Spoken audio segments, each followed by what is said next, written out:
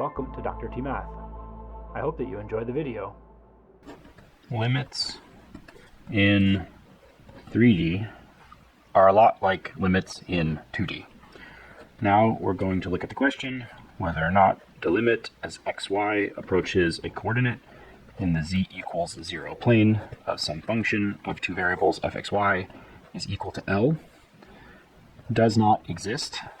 And this does not exist in a variety of ways. For example, positive or negative infinity, or we might simply say it just does not exist. Sometimes, when the limit exists, it is actually equal to the function value at that point, and that is a special case of existence. We can recall from our single variable description of limits that the typical picture is something like this. We want to approach some value in the x-axis and ask the question whether or not the function approaches a single point. In the single variable case, what happens at the point of interest does not matter when addressing the problem. Does the limit as x approaches c of f of x exist? The check that we typically want to make is whether or not as x approaches from the right and the left, the function approaches from the right and from the left. I like to call this the Michaelangelo Test because what you can do is, like God and Adam, you can run your finger along the curve as you approach the point of interest, CL, and if the fingers touch at that point, then the limit exists. It doesn't matter what happens to the function value at that point insofar as the limit is concerned. However, in order for continuity, you need the limit to exist and also the point to exist, not here, but right here at this value. In lower division but advanced treatments of single variable calculus, students will encounter the Epsilon-Delta definition of limit. This typically is written for all epsilon greater than 0.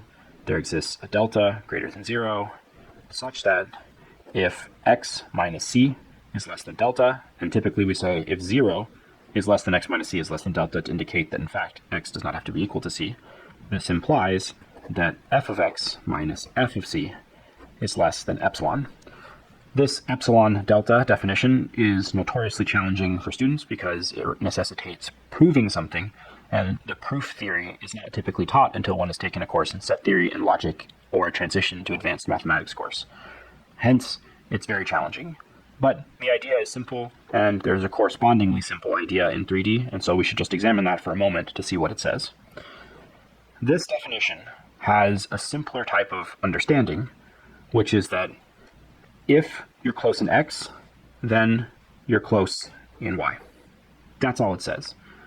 The idea is, of limit, as x approaches c, f of x approaches L. That's essentially what the Michaelangelo Test says for limit, that as my independent variable approaches the value of interest for the limit, then my function value also approaches some value L. So we might say that as we get close here, we get close here. Very loose, but essentially the idea. The same type of definition exists in this framework, except now, when we want to understand closeness on the surface to this point, we have to think about a neighborhood around this point on the surface. So here, we're looking at an open neighborhood around this point of interest, and that maps down to an open neighborhood around x naught, y naught in the xy plane. And so the idea is like this. As we approach x naught, y naught from any direction, we ought to approach this point of interest on the surface from any direction if the limit exists. So, said another way, closeness as we approach x naught, y naught means closeness as we approach f of x naught, y naught, regardless of whether or not the function exists at this point. If we get close in the domain, we ought to get close in the range. If we get close here in the domain, we ought to get close in the range. There is a precise statement of it for all epsilon greater than 0. There exists a delta greater than 0, which gives us a precise way in order to quantify what we mean by closeness. But the idea has a simpler, intuitive understanding that as we approach this point from every direction, we ought to approach the same value on the surface in every direction. There are three big ideas to study. The first is when a function fxy is continuous at a point x naught, y naught, then we can say the limit as xy approaches x naught, y naught of f of xy is equal to f of x naught, y naught.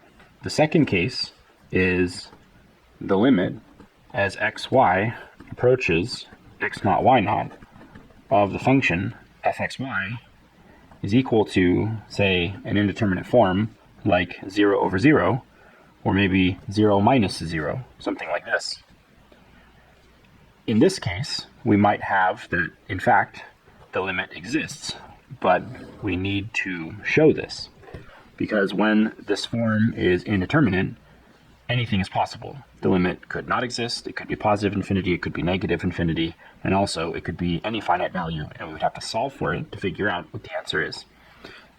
The third case is that the limit, in fact, does not exist. This typically needs to be shown using the two-path test.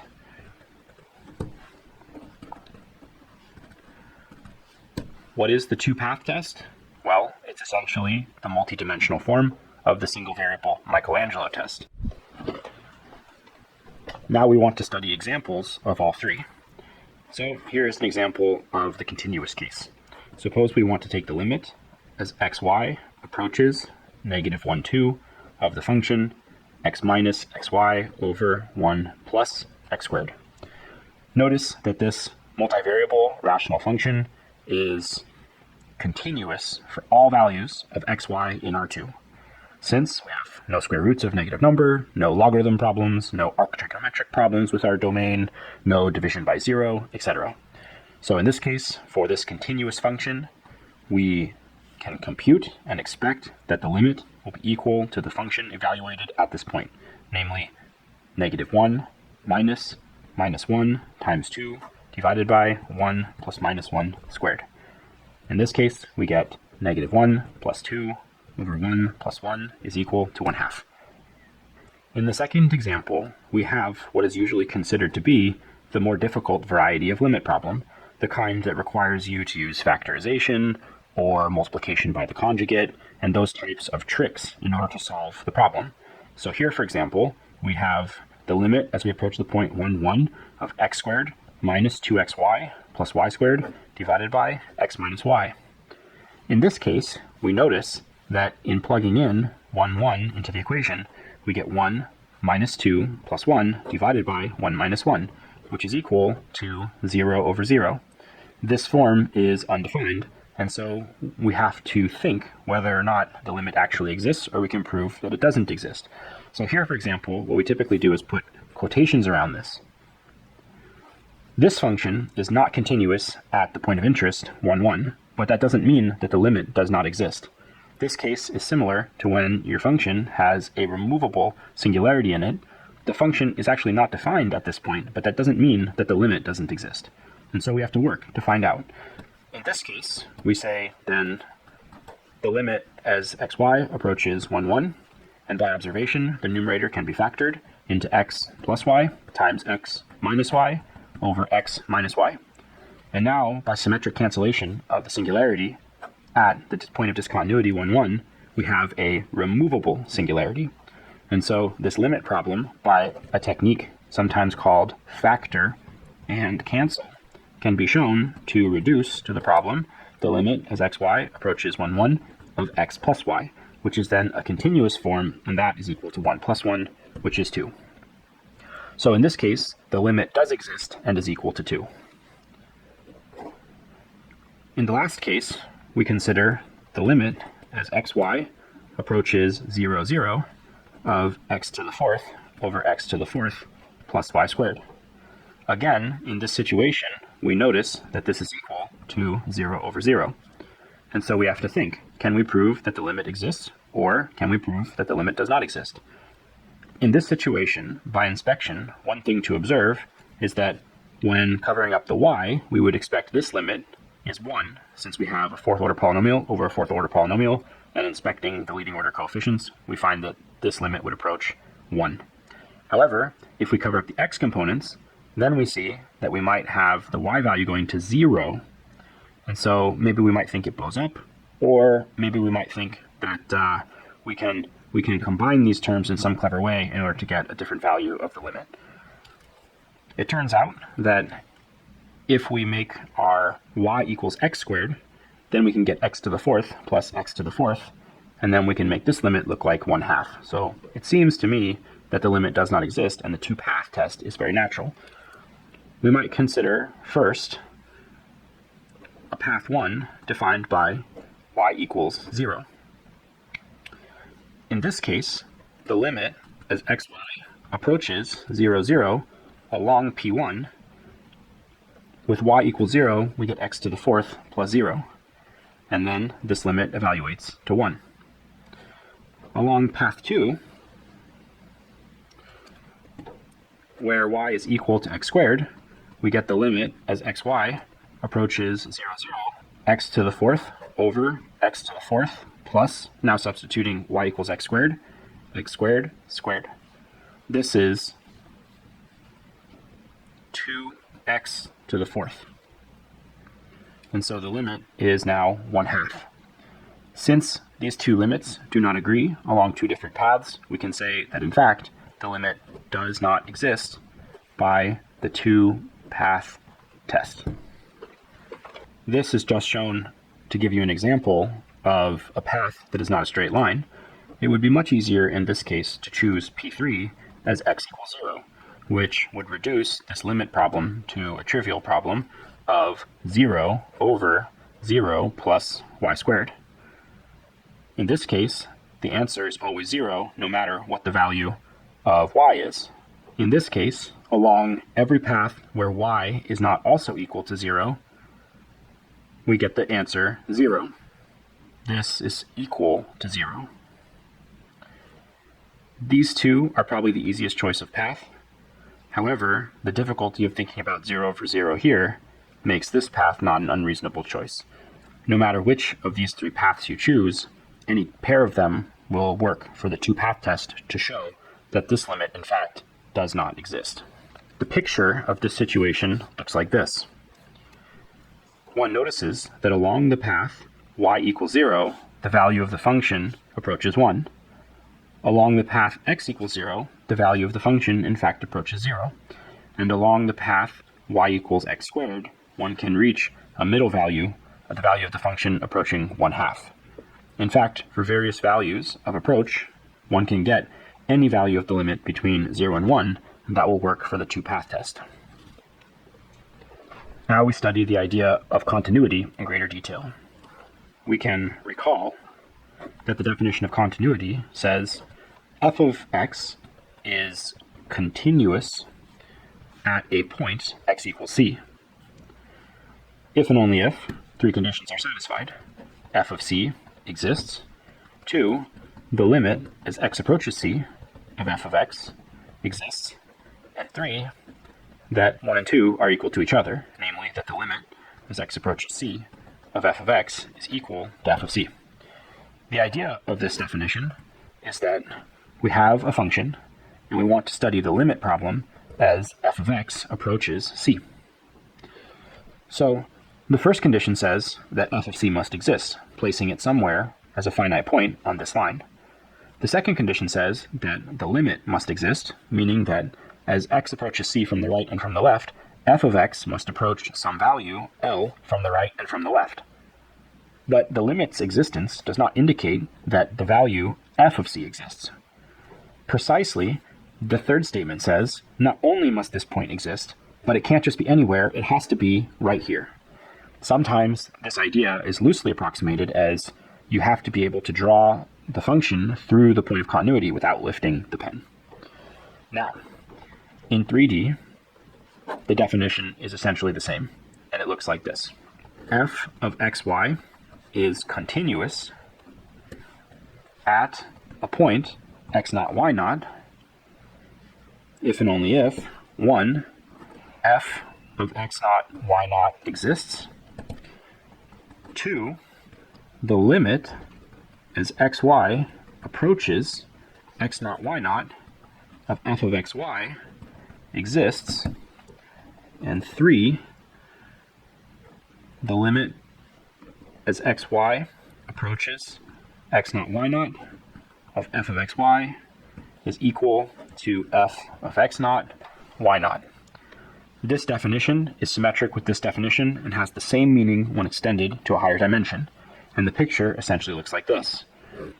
You have a surface in three-dimensional space, x, y, and z. When we approach the point x naught, y naught from any direction in the z equals 0 plane, on the surface we approach the same point. Furthermore, the function value at this point must exist, meaning that it could be anywhere on this vertical line. For example, it could be here, above the surface as drawn.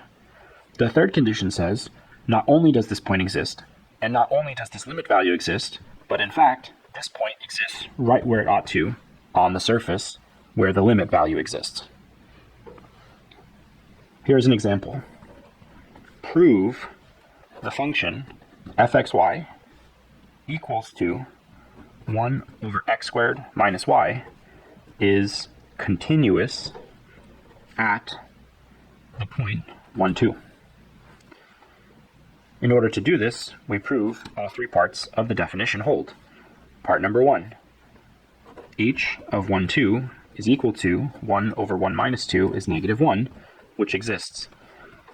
2, the limit as xy approaches 1, 2 of 1 over x squared minus y is equal to 1 over negative 1, which is negative 1, and this also exists. 3, notice that the limit as xy approaches 1, 2 of 1 over x squared minus y equals negative 1, which equals h of 1, 2. Hence, by parts 1, 2, and 3, the function f of xy is pointwise continuous at the point 1, 2. This type of a definition for pointwise continuity shows that the function is continuous at a single point.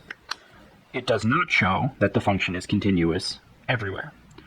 One can see, for example, that this function possesses a discontinuity where y is equal to x squared. And so, in fact, the function is not continuous along this curve.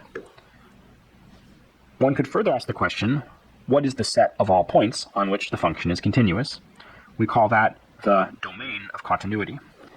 In this case, we could say that the domain of continuity would be defined as the set of all points xy in R2 such that y does not equal to x squared.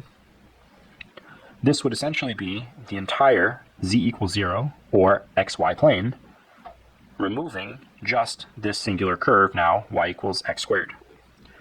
Drawing a sketch of this domain of continuity, one would expect the solution to look like this.